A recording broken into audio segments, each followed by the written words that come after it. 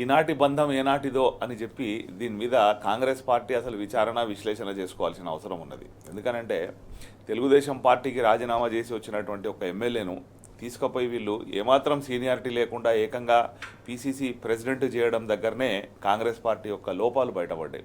ఆ రోజు రేవంత్ రెడ్డిని పీసీసీ అధ్యక్షునిగా చేయడంలో ఎవల పాత్ర ఉన్నది? ఆయనను పీసీసీ అధ్యక్షుని ఎట్లా చేశారు?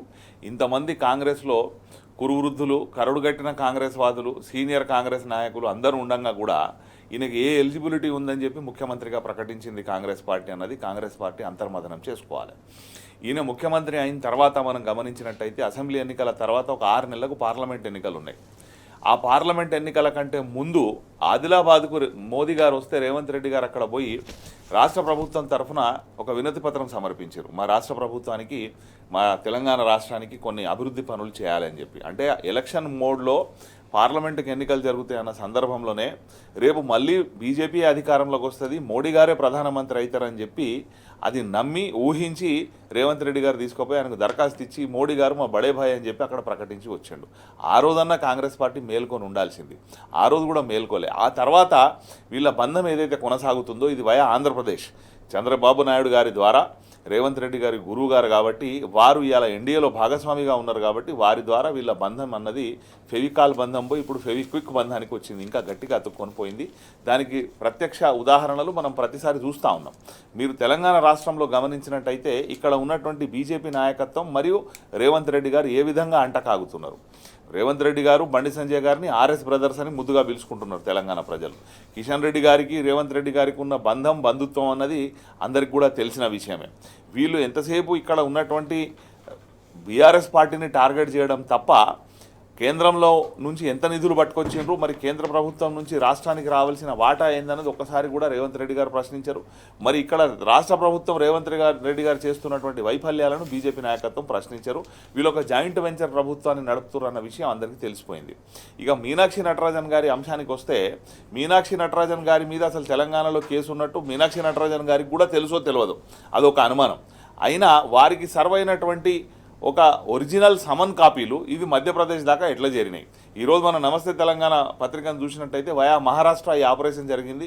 మొన్న కొడుకు కేసులో ఇబ్బంది పడ్డటువంటి ఒక కేంద్ర మంత్రి ద్వారా ఇదంతా ఆపరేషన్ జరిగినట్టు, ముఖ్యమంత్రి గారికి ఆత్మ అయినటువంటి ఒక షాడో ఎవరైతే ఇలా సీఎంఓలో అంత అధికారం చెలాయిస్తున్నాడో, మంత్రులు కూడా ఆయన ముందు జీ హజూర్ అంటున్నారో అటువంటి ఒక మనిషి ద్వారా నిన్నటిదాకా కేబుల్ ఆపరేటర్గా పనిచేసినటువంటి ఆ మనిషి ఇలా ముఖ్యమంత్రి దగ్గర చేరి వాళ్ళకు ఉన్నటువంటి వ్యక్తిగత లావాదేవీలు, వ్యక్తిగత వ్యాపారాలను అడ్డం పెట్టుకొని వాళ్ళ అధికారాన్ని ఎట్లా చెలాయిస్తున్నారు, అదేవిధంగా కాంగ్రెస్ పార్టీకి ఏ విధంగా డ్యామేజ్ చేస్తున్నారు అన్నది దీని ద్వారా తెలుస్తుంది.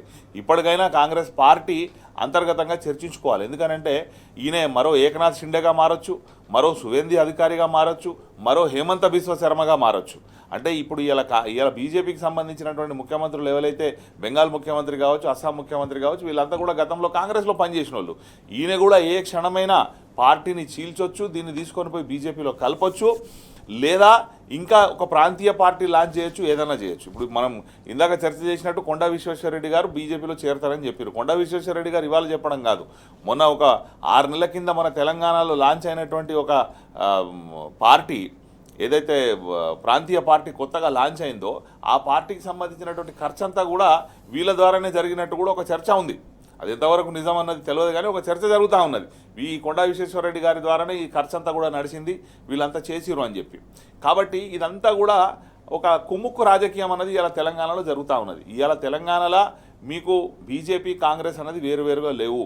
అంతేకాకుండా మళ్ళీ చంద్రబాబు నాయుడు గారు లేదా పవన్ కళ్యాణ్ గారు వీళ్ళందరూ కూడా ఇక్కడికి వచ్చి ఇక్కడ పెత్తనం చేయడానికి ఈ విగ్రహాలు పెట్టుకుంటూ విగ్రహాలు చాటు, విగ్రహానికి కేవలం వ్యతిరేకం కాకపోవచ్చు కానీ విగ్రహాలు చాటు ఏదైతే రాజకీయం జరుగుతూ ఉన్నదో ఇది మళ్ళీ తెలంగాణ అస్తిత్వాన్ని ధ్వంసం చేసి తెలంగాణ ఆత్మగౌరవాన్ని దెబ్బతీసి మళ్ళీ మేము అధికారంలోకి రావాలి అన్న ఒక కుట్ర ఇక్కడ జరుగుతూ ఉన్నది.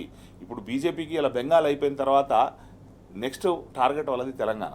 వాళ్ళు ఏ స్థాయికైనా దిగజారుతారు. ఇక్కడ ప్రాంతీయ అస్తిత్వాలను దెబ్బతీయాలి. మనం తమిళనాడులో చూసినాం. తమిళనాడులో ఇవాళ ఏదైతే అక్కడ మార్పు జరిగిందో అక్కడ ఒక ద్రవిడ అస్తిత్వాన్ని దెబ్బతీస్తూ అక్కడ ఇంకో కొత్త పార్టీ ఇప్పుడు అన్నమలై రాజీనామా చేశారు అని అంటున్నాడు. ఆయన రాజీనామా చేస్తే అది మళ్ళీ షాడో ఆర్ఎస్ఎస్ వ్యక్తిగానో షాడో బీజేపీ వ్యక్తిగానో అన్నమలై అక్కడ పనిచేసే అవకాశం ఉన్నది. అదేవిధంగా తెలంగాణలో కూడా ఒక తెలంగాణ అస్తిత్వం, తెలంగాణ వాదం అన్నది బీఆర్ఎస్ పార్టీ ముందుకు తీసుకుపోద్ది. కాబట్టి ఇదంతా కూడా మేనేజ్మెంట్ చేసి నెక్స్ట్ అధికారంలోకి మేము రావడానికి ఇది ఒక కుట్ర జరుగుతూ ఉన్నది. ఎందుకంటే వీళ్ళంతా కూడా కుట్రపూరితంగా ఇవాళ ఈ స్థాయికి వచ్చిన వాళ్ళు. రేవంత్ రెడ్డి గారు ఏ ప్రజా పోరాటం చేసి ఏ ఉద్యమాలలో పాల్గొని ఇలా ముఖ్యమంత్రి అయ్యిండు, మేనేజ్మెంట్ చేసుకుంటూ వచ్చిండు. ఆర్ఎస్ఎస్ కావచ్చు, ఆ కొద్ది రోజులు టీఆర్ఎస్లో పనిచేయడం కావచ్చు, ఆ తర్వాత తెలుగుదేశంలో పోవడం కావచ్చు, ఆ తర్వాత కాంగ్రెస్లో ఉండడం కావచ్చు, తెలుగుదేశంలో ఉన్నప్పుడు సోనియా గాంధీ గారిని బలిదేవత అనడం కావచ్చు, కాంగ్రెస్లోకి వచ్చిన తర్వాత అదే సోనియా గాంధీ గారిని దేవత అనడం కావచ్చు. అంటే మేనేజ్మెంట్ పాలిటిక్స్ ఎంతవరకు సక్సెస్ అవుతాయి? ముఖ్యంగా తెలంగాణ సమాజం అంతా గమనిస్తూ ఉంది. తెలంగాణ యొక్క అస్తిత్వం దెబ్బతీసే వాళ్ళని ఎట్లా మట్టు పెట్టిందో ఏంటనేది మనం చూస్తూ గమనిస్తూ ఉన్నాం. ప్రధానంగా ఇలాంటి నేపథ్యంలో సమాజం ఊరుకుంటుందా? అంటే ఇప్పటి వరకు అయితే రేవంత్ రెడ్డి గారు సక్సెస్ అవుతూ వచ్చిండు. భవిష్యత్తులో కూడా తెలంగాణ సమాజాన్ని జాగృతం చేయకపోతే వీళ్ళ టార్గెట్ అంతా కూడా యువత. ఎందుకంటే సమైక్యాంధ్ర రాష్ట్రంలో తెలంగాణ ఎదుర్కొన్నటువంటి ఇబ్బందులను చూడని ఏదైతే జనరేషన్ ఇవాళ ఉందో, వాళ్ళు పుట్టే నాటికే తెలంగాణ వచ్చింది, వాళ్ళు బుద్ధెరిగే నాటికే తెలంగాణ అంతా పచ్చబడ్డది. కేసీఆర్ గారి దురదృష్టితో ఈ తాగునీటికి కానీ సాగునీటికి కానీ కరెంటుకి కానీ ఇబ్బందులు ఏవి కూడా చూడని జనరేషన్ ఏదైతే ఉన్నదో, అంటే 18 to 40 years అబౌవ్ 40 ఉన్న జనరేషన్ అంతా కూడా తెలంగాణ వాదం, తెలంగాణ సమైక్య రాష్ట్రంలో ఎదుర్కొన్నటువంటి కష్టాలు, తెలంగాణ బాధ, తెలంగాణ ఆత్మగౌరవం ఇవన్నీ కూడా వాళ్ళ మదిలో ఉన్నాయి. కానీ ఏదైతే కొత్త జనరేషన్ ఉందో ఈ జనరేషన్కు ఆ రోజు సమైక్యవాదులు పీల్చి పిప్పి చేసిన తెలంగాణ తెలియదు, వాళ్ళు పీడించిన విధానం తెలియదు, తెలంగాణ పోరాటం వాళ్ళకు గుర్తు లేదు. చిన్నపిల్లలు అప్పటికే వాళ్ళు 2001 తర్వాత పుట్టిన వాళ్ళు ఎవరైతే ఉన్నారో వాళ్ళకి అప్పటికి లేదు. కాబట్టి ఆ జనరేషన్ను వీళ్ళు టార్గెట్ చేసుకునే అవకాశం ఉంటుంది. వాళ్ళను మతం మత్తు నింపడానికి ఇక్కడ బీజేపీ ఉంటుంది. మతం మత్తు కాకపోతే ఇంకేదైనా సినిమా హీరో మోజులో పడేయడానికి ఆంధ్ర నుంచి సినిమా హీరోలు ఇక్కడికి డౌన్లోడ్ కావచ్చు. డబ్బు పెట్టడానికి వీళ్ళు దోసుకున్నటువంటి డబ్బు ఇవాళ రేవంత్ రెడ్డి గారి దగ్గర ఉన్నది. ఈ అవినీతి చేసి సంపాదించింది, ప్రధానంలో కమిషన్లు తీసుకున్నది, ఇదంతా ఉంది. కాబట్టి ఇదంతా కలగలిపి రేపు రాబోయే 2.5 సంవత్సరాలు ఇంకా ఎలక్షన్లు ఉన్నాయి. కాబట్టి ఇది చాలా కీలకమైన అంశం. తెలంగాణ వాదులు ఎవరైతున్నదో, తెలంగాణ సమాజం ఏదైతుందో, తెలంగాణ ఉద్యమం చేసిన ఉద్యమకారులు ఎవరైతున్నారో వాళ్ళందరూ కూడా తెలంగాణ సమాజాన్ని ముఖ్యంగా యువతను జాగృతం చేయాల్సిన అవసరం ఉన్నది. లేకపోతే అల్టిమేట్గా ఒక ప్రమాదం మన మీద ముంచుకొస్తున్నది. ఇవాళ వీళ్ళు ఏదైతే ఫ్యూచర్ సిటీ అని తయారు చేస్తున్నాడో దాని పేరు కూడా భారత్ ఫ్యూచర్ సిటీ అని పెట్టిండు. అంటే ఈ హైదరాబాద్ అస్తిత్వానికి కూడా ప్రమాదం ఏర్పడే అవకాశం ఉన్నది, తెలంగాణ అస్తిత్వానికి ప్రమాదం ఏర్పడే అవకాశం ఉన్నది.